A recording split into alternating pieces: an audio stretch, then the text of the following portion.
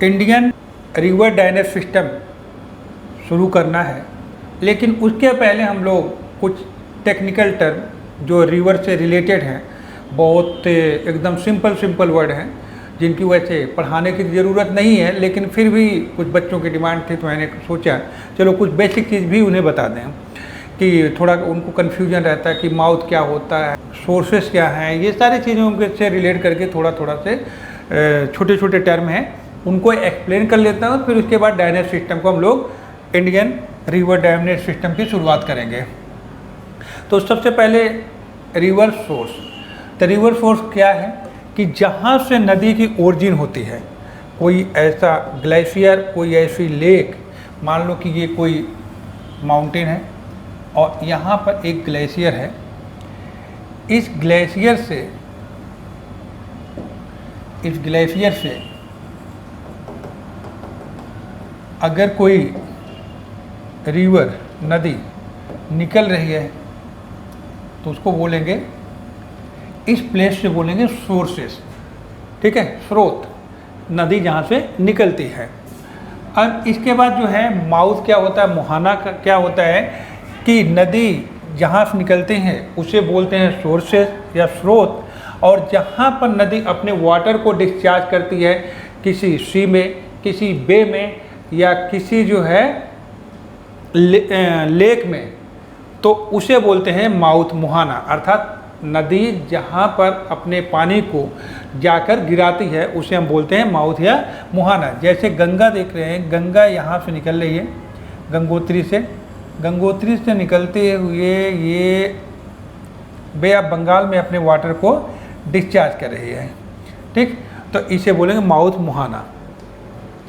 अब इसके बाद कैचमेंट एरिया। तो नदी किसी एक विशिष्ट जो है स्पेसिफिक एरिया से या विशिष्ट क्षेत्र से जल को ग्रहण करती है, उस क्षेत्र को कैचमेंट एरिया कहते हैं। स्पेसिफिक क्षेत्र होता है, स्पेसिफिक रीजन है कि जहाँ से वो वाटर को ग्रहण करती है, पानी को प्राप्त करती है, उसे हम बोलते हैं कैचमेंट एरिया या जल ग्रहण क्षेत्र। रिवर बेसिन क्या हो? रिवर बेसिन है कि मान लो कि Ganga river basin, Ganga main river और उसकी जो ट्रिब्यूटरी है, जो भी सहायक नदियां हैं, इस सारे एरिया को अगर मिला लिया जाए, इस पूरी एरिया को अगर मिला लिया जाए तो इसको बोलते हैं कि रिवर बेसिन, ठीक है। मेन रिवर एंड उसकी जो ट्रिब्यूटरी है, सारे एरिया को अगर इकट्ठा कर लिया जाए तो वो सारे एरिया को हम बोलेंगे basin. Ganga basin, Yamuna basin, कोई भी बेसिन हो सकता है। और रिवर सिस्टम क्या है? नदी तंत्र। तो नदी तंत्र क्या है कि जब नदी जो है, नदी जल मार्गों से जिस रास्ते से जा रही है, ठीक है, तो नदी क्या जो एक मार्ग होता है, एक रास्ता होता है, वो बहुत सारी नदियों का जो जाल होता है, मेन रिवर मालूम है, अब इसकी बहुत सारी ट्रिब्यूटरी हैं, तो इनके जो जाल बने हैं आपस में ये मिल रही हैं कहीं ना कहीं, ये जो जाल बना, इसी जो नदी जल मार्गों के जाल को नदी तंत्र कहते हैं।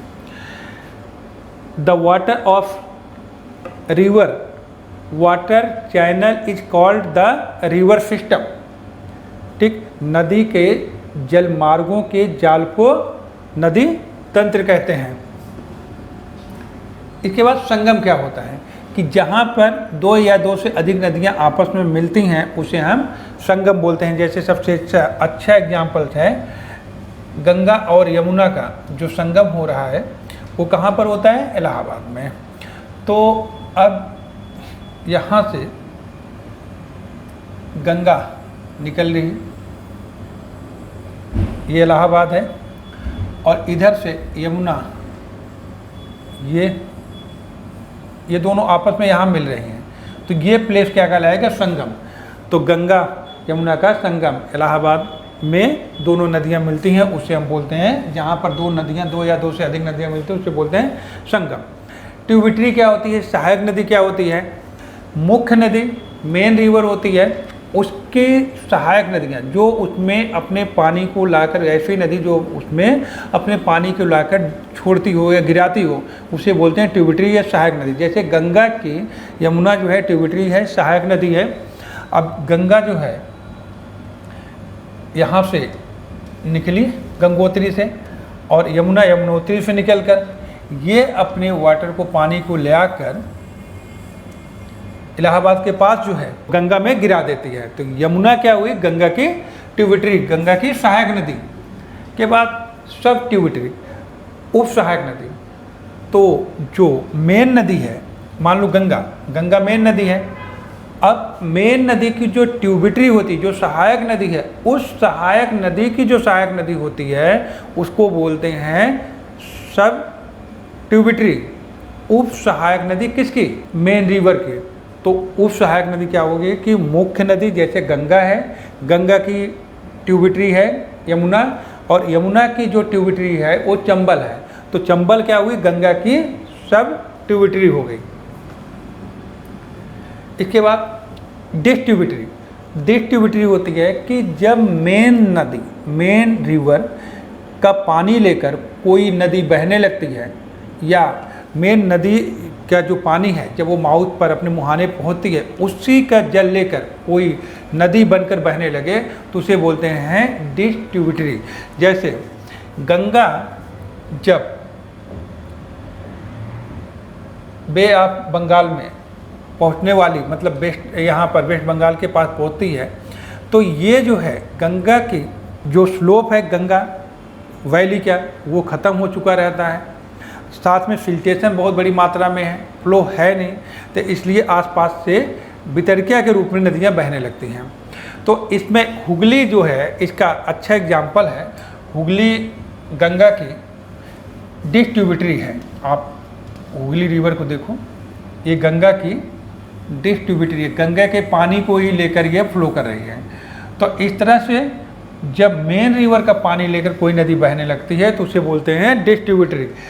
अब लास्ट है वाटरशेड। तो वाटरशेड जल विभाजक क्या होते हैं कि दो नदी बेसिन के मध्य वाला जो क्षेत्र होता है, जो बाउंड्री होती है, दो रिवर बेसिन के मिड की जो बाउंड्री है उसे हम बोलते हैं वाटरशेड या जल संभर। लाइक देखो, आप यहाँ पर देखो, इंडिया का ये मैप, और ये वाटरशेड एरिया है।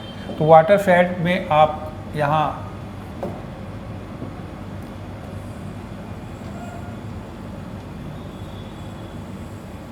अब इस वाटरशेड जल विभाजक जो ये रेखा है इंडिया की, अब इसके इस तरफ वाली नदियाँ इधर अपने पानी को लेकर बे ऑफ बंगाल में डिस्चार्ज करेंगी, और इधर की रिवर जो है अरबियन सी में अपने वाटर को लाकर डिस्चार्ज करेंगे। ठीक, तो ये क्या हो गई कि ये जो रेड लाइन है, ये वाटरशेड जल विभाजक है, अर्थात दो नदी बेसिन के मिड की जो बाउंड्री होती है या हाईलैंड क्षेत्र को वाटरशेड बोलते हैं। Thank you.